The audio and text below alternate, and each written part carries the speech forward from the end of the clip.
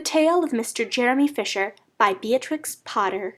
Once upon a time there lived a frog called Mr. Jeremy Fisher. He lived in a little damp house amongst the buttercups at the edge of a pond. The water was all slippy-sloppy in the larder and in the back passage. But Mr. Jeremy liked getting his feet wet. Nobody ever scolded him, and he never caught a cold. He was quite pleased when he looked out and saw large drops of rain splashing in the pond. "I will get some worms and go fishing, and catch a dish of minnows for my dinner," said Mr. Jeremy Fisher.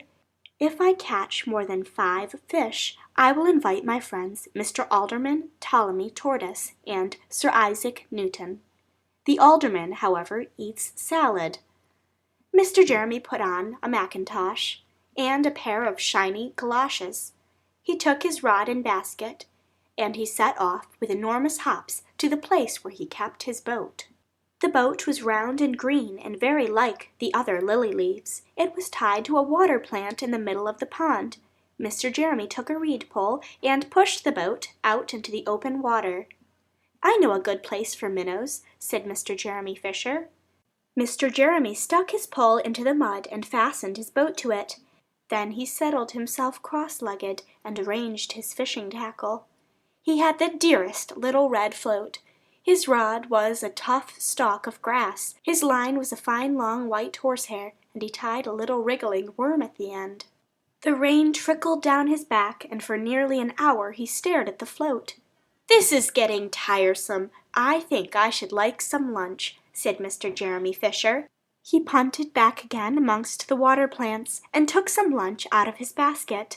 "I will eat a butterfly sandwich and wait till the shower is over," said Mr. Jeremy Fisher. A great big water beetle came up underneath the lily leaf and tweaked the toe of one of his galoshes.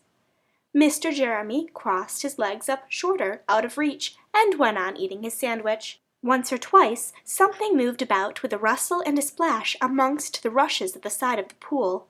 "I trust that is not a rat," said Mr. Jeremy Fisher. "I think I'd better get away from here." Mr. Jeremy shoved the boat out again a little way and dropped in the bait. There was a bite almost directly. The float gave a tremendous bobbit.